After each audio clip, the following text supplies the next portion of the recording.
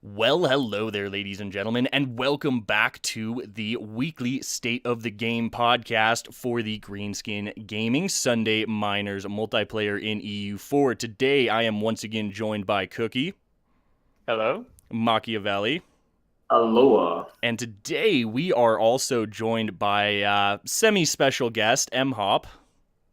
Hello, guys. So yeah, I mean, what do you guys think of the last session overall? Well, I found my region was fairly interesting, and with some conflicts brewing between me and India, and Europe just seemed like a snooze fest where nothing interesting happened. I feel like you're mistaken because Europe has been actually brewing with schemes. The places to grow are getting scarce, and players are looking to one another as yummy provinces are being disputed between the different powers of the region. So I feel like the session was actually pretty interesting, despite not having that many player wars. I can agree with that. I also think when we saw, ORie expand into a different region, I hadn't seen that coming. So it's kind of like a surprise to me. I think that opened up a lot of future actions along with Tyrol, just going ham on Bavaria, I think it was, just accumulating 180 acres of expansion for the entire empire. Yeah, it's pretty funny because every single player in Europe could actually coalition Tyrol at the moment. What they did is that they just full annexed Bavaria, full stated Bavaria, which was around 97 development, if I'm not mistaken. And I'm pretty sure they're hanging on a thread right now, kind of getting scared of people actually coalition. So in other words, you're basically calling a crusade against Tyrol at this point. Like, oh, hey, guys, we all have a lot of aggressive expansion coalition. Hold up. Did you say a crusade, like a religious war? I must remind you that Orthodoxy is actually the true religion. We are both Orthodox. That's all it goes. Boo. I mean, I would personally be surprised if Tyrol didn't get coalitioned, considering that it's possible for literally every single power in the HRE to join one, and he's also significantly powerful than any individual nation. Hell, more powerful than most two nations combined. So if I was in the HRE, it would be in my interest to cut down Tyrol. Though if I was in the HRE, I would also not let Prussia form and that stuff. So I don't know. We'll see what happens. Yeah, we do have to mention that Prussia is a thing, so basically, yeah, make of that what you will. Yeah, it's still a tiny Prussia, but I mean, it's still Prussia. Yeah, why allow a tiny nation to form Prussia since it's much easier to prevent? I don't know, but we'll see what happens with it. What I think is interesting though is that when we look at the map, Prussia is kind of boxed in between I wouldn't say larger powers, but maybe equal powers right now. I think he's friendly with Lubeck. They have a money relationship going on, but there's also Nitra to the south. Obviously, Machiavelli, you know that better than I do, but you grew a lot, and your vassal is also quite strong as well. And there's also Smolensk, which I think is interesting, and Ryazan further east. So it's here's a strong nation. It's obviously the best military ideas in the game, but still, I think he's going to meet a more resistance than we saw in the previous minors game. At least I predict so. I have the impression that the Smolensk and Prussian alliance is going to be pretty odd because right now Prussia is kind of playing us both out as a defensive pact, saying that he will call on one another if we turn on one another. So it might actually unfold into something interesting, especially because Prussia is right now has a vassal in Riga, which he can grow out into Muscovy. Smolensk is kind of waiting on him to call on Muscovy so he can also eat some provinces, because otherwise he doesn't have any expansion routes. So Eastern Europe is looking kind of interesting. Ryazan has been expanding a little bit. He lost the war to Muscovy, which actually gave him back Ryazan, then got it back from another war. Genoa consolidated Crimea, which is pretty cool because they also have provinces in Constantinople, so their trade route is pretty strong at the moment. Yeah, I will correct you though quickly about Riga being a vassal. Riga is actually not a vassal. I went and looked into that after the last game. They are an It is. independent nation. No, they are a vassal. I They are a checked. vassal of Prussia. I'm inside the game right now. Really? They are a vassal, yeah. Then my save, then something must be wrong with my save because they're not on my version. Which is odd. Okay, well, Riga's not on the map. My bad there. I also forgot Genoa again. My bad. But we got Sicily this time. Yeah, we do. Talking about Sicily, if I may talk a little bit about it, it's really interesting because Sicily has been growing in a really precarious situation. They were planning on eating up on Naples, but when they allied France, France got claims on Naples, so they kind of split Naples in a really weird border war, and they must be pretty frustrated to have France cutting their territories in two. They also have two vassals, one in Algeria, which is three provinces, so it's not that relevant. But they also have a big Catalonian vassal, which is rebellious at the moment. I'm pretty sure that anyone that would like to fight Sicily would really like to support this Catalonian vassal. We may see a Ferrara and Sicilian war then, potentially. Potentially, yes. That could be What I think is interesting. interesting, though, about Sicily is that he's Catholic. I think he's like the only Catholic player nation left in the game. Mm-hmm. And the Empire is still Catholic. So we're actually voting for him as emperor right now. Switzerland is also Catholic, but they have a province that is Orthodox. Maybe there's something to infer from this, maybe not. Who knows? You know, Catholic is horrible, so one could imagine he's flipping. I don't know, actually. I mean, it's not awful if you're the last Catholic nation on Earth, because then you can pretty much just become constant Curia controller, which isn't terrible, but... That actually happened to Ferrara in this game. He was, I think, the Pope 2 or 3 times in a row, and he was also the Emperor for a long time, but ended up converting, I think, to Reformed, I think, which is like an Orthodox choice, but could also be a good one. The bonus are nice, the morale bonus at least. Yeah, no, we could definitely see something interesting happening there. Oh, well, Cookie, why don't you give us a quick rundown on the Middle East, since we've kind of touched on Europe, at least part of it. We can come back to it later if necessary. Yeah, okay. Starting out in the Middle East, we had Mazandaran and AQ coming into conflict with one another.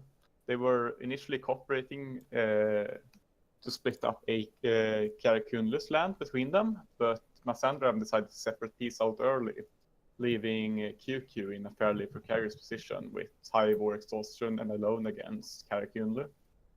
So AQ took some severe punishment in that war, and it seemed like Mazandaran would just go ahead and crush AQ afterwards. But for whatever reason, Mazandaran and AQ then decided to mend their ways or mend their wounds and side with each other again, with Mazandaran defending AQ against an attack from the Mamluks, where I also got involved helping out. And yeah, it's interesting to see where they'll end up, because there's been some friction, but Mazandaran has also willingly passed on a great opportunity to kill and murder AQ. So I don't know where that will end up. It's also AQ got above 300 dev for a bit and spawned a victory card on Mazandaran, while also having his missions on the region. So there's a lot of friction there. And we'll see what happens between them. Personally, in Yemen, I'm currently allied with both of them. And I had some run-ins with Indians in this session. Orissa is pretty upset with me. He adamantly claims it's not because I murdered him on his last nation, and I'm still utterly convinced that's why. But either way, he was guaranteeing Kilwa, making it hard for me to expand down into Africa. I returned the favor by guaranteeing Bamanis, which was his logical expansion route. So he attacked Bamanis and called me in and tried to force me out of the war by shipping over 40,000 troops to Arabia, fighting me. But I stack wiped them with some help from Mazandaran Condottieri, and then proceeded to make a separate war on Kilwa, which he couldn't join since we were already in a war, letting me essentially annex Kilwa and proceed my expansion. Sneaky.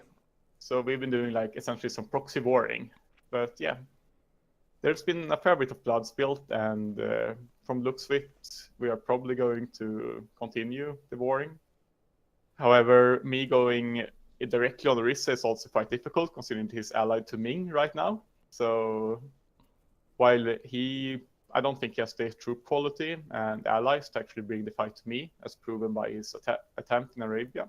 So we're at like some weird standstill where both try to fuck with each other and mitigate the other's growth, but none are really in a position to actually outright war the other person. May I ask what's going on with Ormuz? Hormuz? Well, I mean, I'm being a friendly person helping Hormuz to survive against the rebels and AI, which has been a bit of a trouble for her, being a fairly new player. So both me and Masandram have helped Hormuz a fair bit, both militarily and for Masandram's sake, for Masandram financially. I think he's pumped like 2,000 ducats into Hormuz. Damn. Yeah, or around that. I don't really know. But currently Hormuz has forgot to state most of her territory, so it's not really bringing in what it should. But hopefully that gets rectified next session. It's interesting to note that Mazandaran has been making a decent amount of money. He's over Ottomans, really close to France as well. So I think his bargaining chip for financial support can be really pertinent in his conquest of Persia. Yeah, I mean, Masandran was making more money than me for most of the game. It's just lately that I've been overtaking him. He's been in a really solid financial and technological position. And I mean, I don't really see anyone competing with him for Persia if he decides to go that route, which I would imagine, but we'll see. I mean, AQ could try, but if they were to fight each other, I think Masandram would win every single time. So, like, AQ's economy is in such a state where it essentially hangs on Masandram helping him financially to just maintain an army. Wow. Yeah, I think AQ got at least one bankruptcy in the session before. I'm not sure if he bankrupted again. I don't think so, but I mean, he's currently making a fair bit of dosh, but if we compare his total income is 18 to Masandram's 48 and to my income of 77. So he's a fair bit behind financially. And that's some good land in there too. He's got like Mesopotamia and Basra as well. Yeah, I know, but he's had like some issues with the rebellions, autonomy, and some wrong religion land in there, and no like proper control of a single node. I think like AQ's economy could really take off if he gets even just Aleppo, which isn't the best node ever, but if he could get control of that one, I think his economy would pretty much double. Yeah, I could see so that. I think he could grow a lot and become really powerful quite soon, but at the moment, I don't think he can contest Masandram if they have different opinions on who gets what.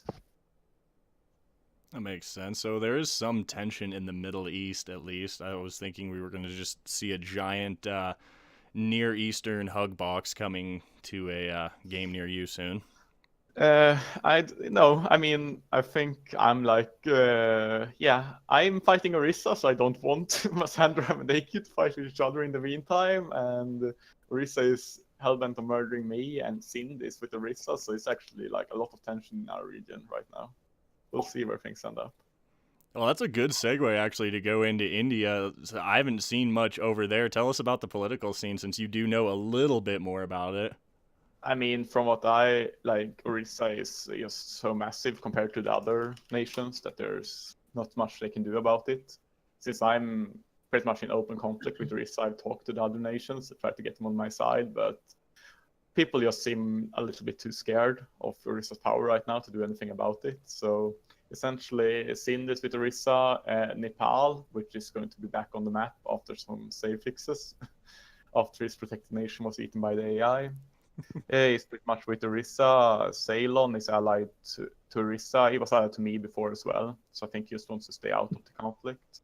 But yeah, India for now seems to be like fairly unified under Orissa's rule, where Orissa essentially decides who gets what. Yeah, that sounds about right. It kind of looks like, just looking at the map, that Ceylon is basically just like a subject of Orissa. Like, okay, little buddy, you can go into the Indonesia, have fun. Yeah, I think at least Ceylon developed one institution for in his capital, so he's kind of, being helpful to Orisa in that manner, and hence being allowed to stay alive. Interesting. I wonder if Orisa will develop the next one, if they have like a symbiotic relationship, or it's just like, nope, Ceylon developed the institution now. I mean, considering that Ceylon hasn't been allowed to take anything in India, bar the stuff he got initially when joining on the nation, and Orisa has been eating half of India, I wouldn't describe the relationship as symbiotic, but I don't know, man. It's also not equal powers, obviously, so Ceylon can't really expect to get the same favors from Orisa that Orisa can expect, since one relies much more heavily on the other. Understandable. We also have a couple of reseeds actually in this region as well. We have what was that? Namers on Hisenwi, and then Cesny is joining again as Majapahit. I guess third time's the charm. I think that's fourth time the charm. Oh, it is. Oh, yes, we're on 4. That's right. Fourth time's the charm. Then close enough. Yeah. Poor Cesny has died four times, but hopefully, I mean, as Majapahit, he'd have to actually try to die. I feel like it's probably the strongest nation, tied with Ceylon in the Indonesian region, and as long as he maintains a decent navy, I don't really see him dying. But we'll see what happens.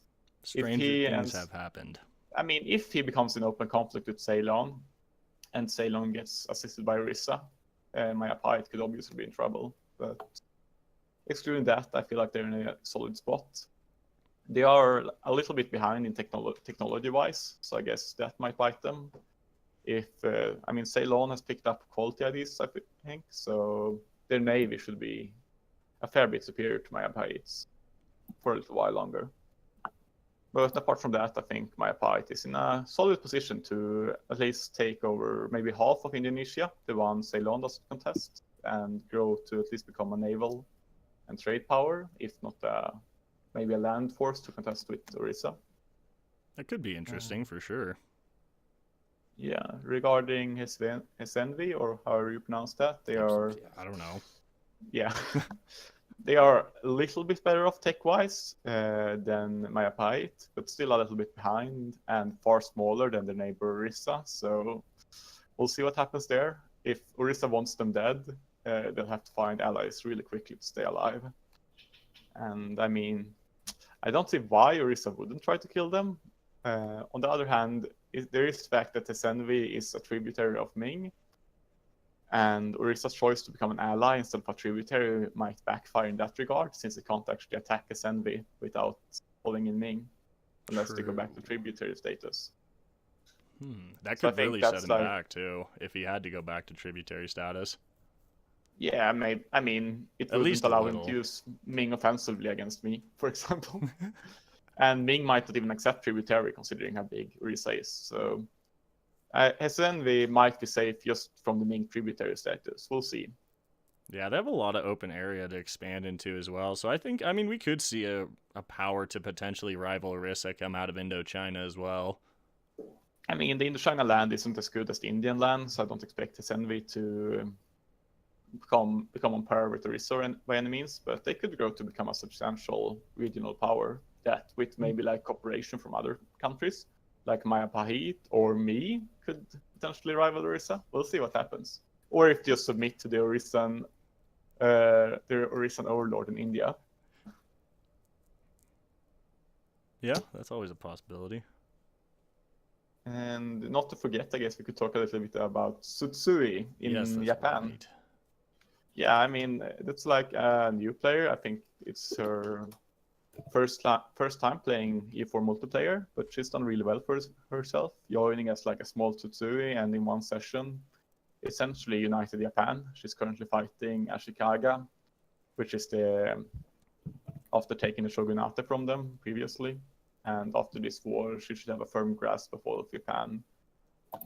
Well, actually, I did a little testing with Susui because I was curious, and the war that's going is actually a no-CB war against Ainu.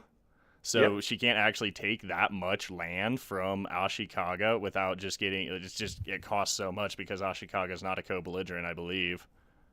Yeah, I mean, she won't like be able to take that much, but she'll be able to take enough to just make her the dominant power in Japan. So I mean, Ashikaga will still exist, but it won't be in any shape to contest her at all.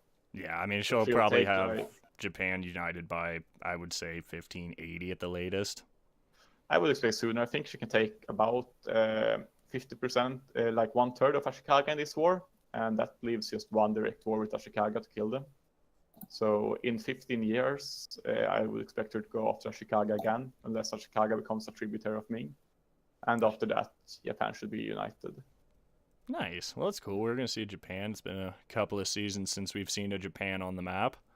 Yeah, and after that, the question is if she's going to move down into Indonesia, into China, and contest people there, or move over and use her exploration ideas to colonize North America. Yeah, that'll be interesting for sure. We also have one more reseed to talk about real quick, and that was the Moldavia player to Congo, correct? Yeah, that's correct. Oh, yes, it is. Yes, tell us about this, Maki, since you were on the front lines of the carnage. Oh, yes. So just to hit people up with what happened in the past session, so you have an idea of the actual Black Monastery. Moldavia and Nitra, which is the nation I was playing, have been having a really tense relation, especially considering the fact that one another would undercut each other on sieges, so to block one another from expanding. Finally, I got incarnated down, and at the beginning of the session, I could ally Ottomans, promise them lands, promise lands to Bohemia, and call both of them plus Tyrol on Moldavia and Muscovy. This war was a steamroll. Moldavia pieced out Ottomans early on for Moldavia and Bessarabia. Bohemia and Tyrol just played the attrition trap for Muscovy while I sieged down both of our opponents, and then I could nearly fall on Exxon. So that's nearly as much as I could say about how did this war go on. So yeah. Interesting. So that's why we don't see a Moldavia on the map anymore, really. Yeah, exactly. And what's really cool with this is that after warring him, it's actually opened up a front for me to expand into Eastern Europe. I released Galicia, Volhynia, fed them their cores, killed the remnants of Lithuania and Poland, vassalized Poland, and then could feed them back their cores for next to no aggressive expansion. So I basically took 180 development in the span of like 10 years. Damn, well played, well played. So how do you guys think Congo's going to perform? There's not really too much player competition in the area, other than you, obviously, Cookie, if you decide to go west. And Morocco, of course, but we'll touch on Morocco momentarily. Yeah, I mean, I'm like Congo is in a fairly weak position to me. Like he doesn't even have Renaissance yet. Ooh. But that way, 84% institution penalty. So he's and he's on tech Miltech 8, whereas Yemen is on Miltech 11. So I'm pretty sure it's a non-issue. So you're just gonna go kill him? No, I mean I don't really have any means, nor do I want to expand into that region. I mean, I don't have any colonizers whatsoever. So me getting past like this dead zone between East and West Africa would require me to know CB someone, and I'm honestly not very interested in the region. So I don't plan to go after Congo, even if I could kill him. But well, if I were you, I would try and make him transfer trade to you so that you can continue feeding off your imperialistic idea. Wow, I don't have any imperialistic ideas. I'm a nice person. Sure. I expect him to actually ally Morocco, because Congo holds that coastal province as a center of trade in the what's it called, the one in the bay up there in Africa. Oh, the Ivory Coast node? Yeah, exactly. And I assume he wants to steer from there up to Sevilla up there in Spain. So he might make an agreement. Congo sells the province, and in turn Morocco just lets Congo have all of Central Africa. Basically, I don't know, and they'll maybe fight Europeans together. I don't know. Maybe colonize together or something. Can I be sure I would about just it? expect Morocco to kill Congo. I think that's like the better option than allying with someone who is in the technological hole that Congo is in, and just take land for himself. But we'll see if Morocco does that or not. That's what I would do in his position. If I was Morocco, I would be killing Congo. As Yemen, I don't think it's in my interest. it doesn't feed into my nodes, and I don't have a good way to get there.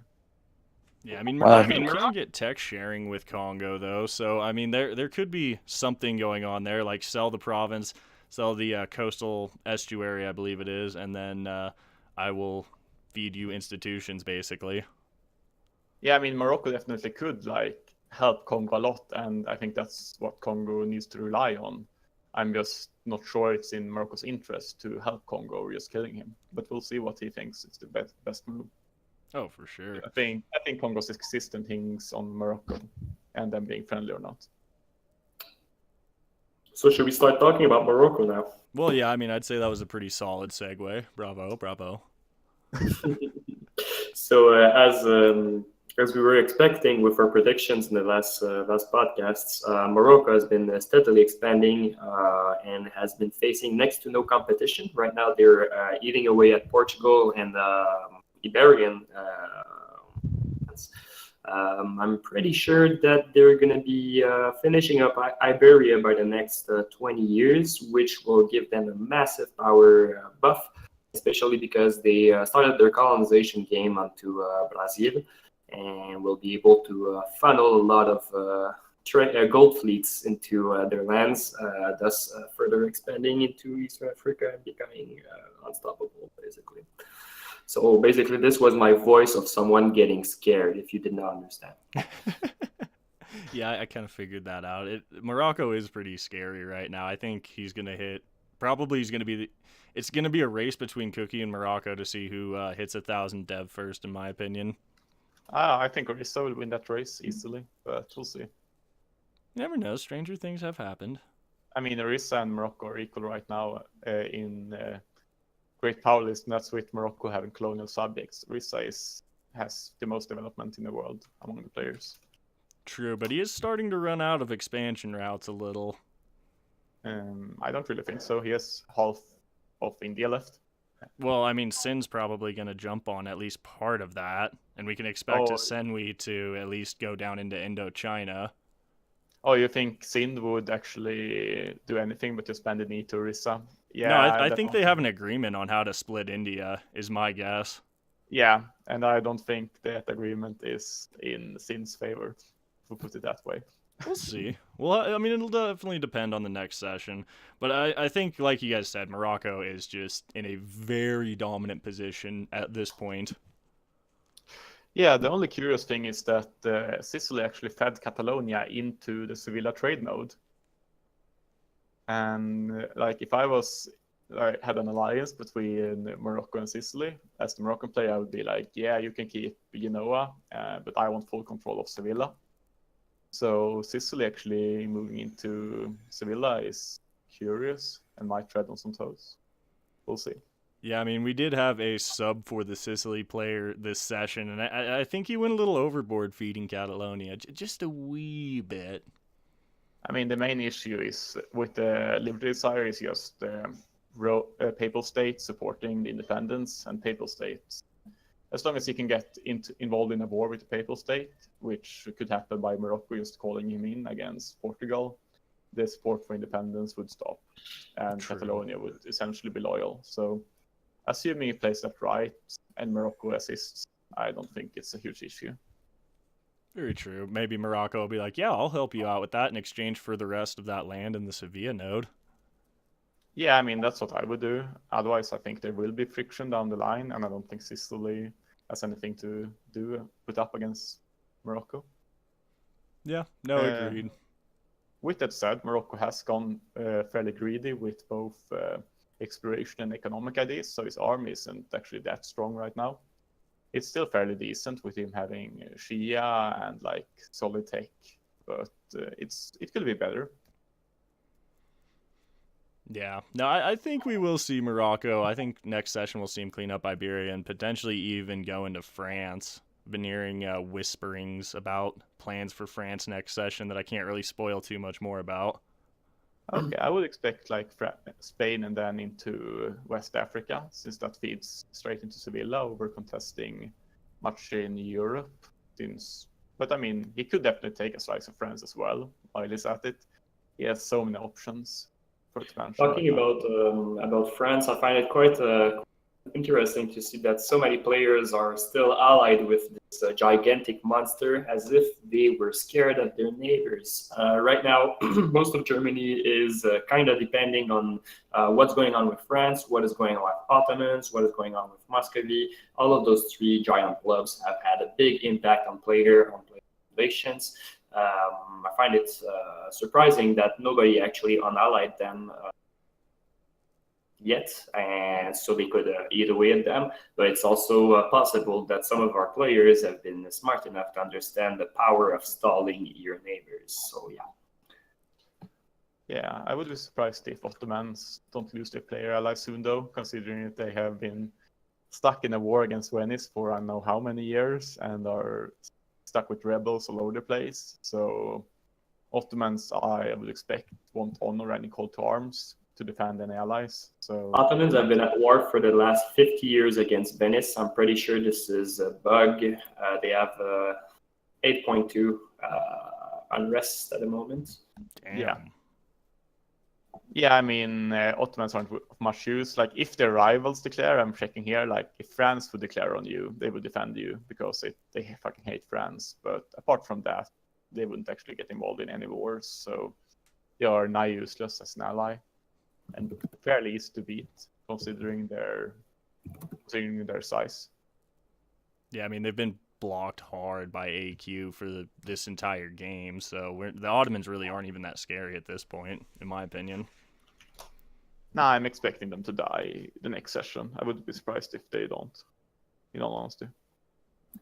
The nation will almost implode by itself if EU4, the EU4 devs don't fix the endless war bug, and even if they do, the nation is in a fairly bad shape. Yeah, that endless war bug is quite annoying.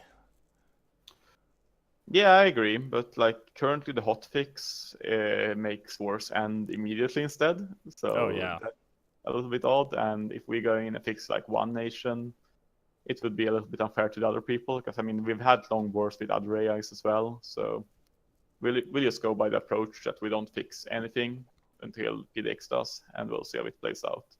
I mean, I find it more interesting if people don't rely on AIs to do their dirty work anyway. Fair enough. Well, I think the last region we really do need to touch on is northwestern Germany and like the lowlands, because there's been there wasn't really a lot of action in this region that you guys that is visible on the map. There was a lot of diplomatic moves that happened, at least from what I saw and heard. M-Hop, you want to confirm that or deny it? Yeah, there were like multiple times where I thought, we're going to see a huge war break out. But I think multiple factors, like, I think when Tyrol expanded really hard, I think that kind of shook up the scene a bit. Because I know that, I won't name names, but, we're a lot of countries bordering each other in the, also in the areas up there. And I think multiple people wanted to attack each other because, moments of weakness and all that. Palatinate had a coalition against him, mainly of AI countries. So, all those things combined really like shifted things up in Diplo. There's a lot of whispers going back and forth in the game. But in the end, nothing really happened, which is why I'm like willing to stick my neck out and saying next session will probably erupt into like a few wars here and there, shifting around the balance of powers a bit. Not sure how many people or if any are gonna die, but I think things are gonna happen at least next session. That's a good prediction. I like that. Things happening is always entertaining. Indeed, it is, and especially when I'm going to be honest. I was surprised when you expanded into the British Isles because I think hadn't you done that, I think if I'm going to be honest, I would have attacked you at some point. Talk to my allies and do that. But since you went up there, I was kind of like okay, I can buy some time here and expand elsewhere in the meantime. Yeah, I mean, you kind of. I'm guessing you figured out why I released Brunswick. I mean, Yeah. considering you asked. When you did that, man, I was sure you were gonna attack me real soon because I had two of their core provinces. I was like, oh my god, he's gonna do it. Call in France and somebody else. I would have called in France, Senpai, and Bohemia, and it would have just been a slaughter probably. Yeah, I would have been boxed in there, and I don't know actually if he that would have been a tough one. Luckily for me, that didn't happen. Yeah, I decided it was in the best interests of the Frisian nation to begin sort of migrating. I don't want to say migrating because I don't want to give up my provinces in the lowlands. They make a lot of money. But yeah, I kind of just decided to go to Ireland for a little while, maybe permanently. I mean, it's free death over there, and with the passion, all that focusing heavily on it, I think it's a wise choice. Because I assume, I don't know, but I assume Brabant, maybe Switzerland, and you combined could maybe want to attack England and weaken them, and that's a lot of free development and then really nice lands over there. Yeah, I mean, all I can say about that is there is a plan in the works for something Yeah. along those lines. Oh yeah, I mean, I really feel like this. We're gonna just. There's no way we can't not have a war in northwestern Germany next session. I was really expecting it this session, just like you were, but I mean, I've been expecting it for a few sessions now. Putting 7 people in central HRE, but it just won't happen. So I'm just like, I won't be surprised if it doesn't this time either. But I know for a fact that there are multiple plans in the works, and me being Yemen and knowing that says a lot. So I'm really hoping for some conflict. should be good.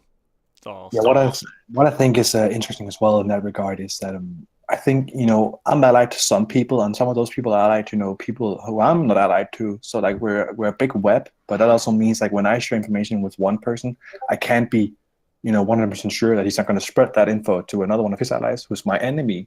So I think, and that's the case with all the people in the HRE. So I think it's very balancing in that way. Also think that's one of the reasons why we didn't actually fight in the end, you and I, Ori, because had we done that, I think you would have won in the end, but I think it would have been costly for you as well. So I think we're balancing each other out in the HRE a bit right now. But yeah, as I said, I think it's going to change next session. Going to see some. I expect Prussia, just because he's Prussia, to rise like a phoenix next section. No, Prussia must die. I mean, what? What was that? What? I mean, Prussia kills the game. I mean, what? I'll stop now. Yeah. I mean, but there is becoming a power imbalance with Tyrol growing insanely much compared to most of you, and people being able to coalition him, and Prussia rising and being stronger than the neighbors, and also Nitra. So it's becoming more of a power imbalance where one power could become really dominant. So I feel there's more incentive to fight now, either for the power trying to expand further or the other people trying to contain them. But yeah, we'll see what happens. We will, but I also think in that regard, we see that you do the score basically cookie after each game, and I think what's really funny about those scores this session is that we're almost not tied, but we're really close in the scores in the European continent. So I think, as you say, I think right now it's kind of even, but I agree with you on that point that we're going to see some people rise up. But I also think in that regard, the people who have the potential to rise, Tyrol, Nitra, Prussia, because of their possible power spike, they're painting a target on their own backs. So I think one of the weaker countries, or the weaker country combined, would like to stop that before they can't control it. It's my what I think will happen. I don't know, not too sure. Yeah, hence why I think the region might become really interesting. At least I hope so. Yeah, I think the winner on that region will basically, he who does the best Diplo will probably come out on top. Yeah, most likely. So. Should we move on to MHOP's top 3 picks for the winners of the season? Indeed. MHOP, looking at the map currently and after 2 sessions, who do you think's going to go top 3? I really want a European guy to enter the scoreboards. Because of that, I'm gonna say an easy choice, but Prussia alone because of the government, just the country in itself. So he's my third place pick. Second place, I don't know if I'm gonna go with Orissa or Morocco. I think it's those guys look really strong, both of them. But I think I'm going to go with Orissa on that one. And then I think Morocco is going to win because I don't know, but I feel I'm getting an easier victory card here and there. Whereas Yemen, I think you could get some issues there. with the victory cards. So I think those are my picks. Yeah, Morocco to win, Orisa second, and Prussia third. Seems incredibly logical. Maki, M-Hop, or Cookie, excuse me. You guys have any alterations to your picks? Absolutely not. I'm pretty sure that Morocco is still on the path to victory, especially because with the hostile forecast, nobody's going to really want to actually eat their provinces. So I'm pretty sure that Morocco is on. I think that's exactly why he formed Morocco. I mean, didn't he have Berber ideas before as Tafilata? Does Tafilata have Berber ideas? I think so, but Oh, okay. Well, that must be why he picked it then. Yeah. I mean, it's becoming like, I have my top 3, and I think I'm sticking by them in Morocco, me in Yemen, and Orisa. But it's also becoming like interesting with Orisa just outright refusing to work with me, making conflict between us inevitable. So can both of us stay like on top and alive until the end of the game? Doubtful. So, like if one of us gets eliminated, who would I put as third? Probably Nitra at this point. But I think they are like in a better position to expand, and like Prussia is always considered much a threat by people. But I mean, I think Nitra or Prussia would be my pick if one of us goes ahead and dies to the other. But we'll see what happens. For sure, for sure.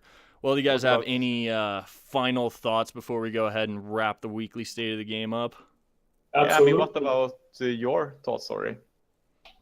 I'm not at liberty to say right now. That's classified information.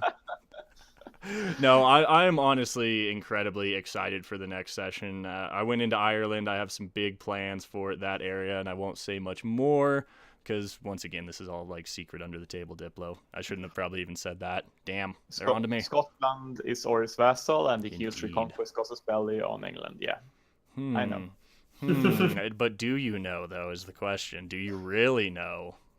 And he's also guaranteeing Burgundy, but I mean, I don't see much use in that. I don't think you really know the plan, Cookie. You have part of it, but you don't have all of it.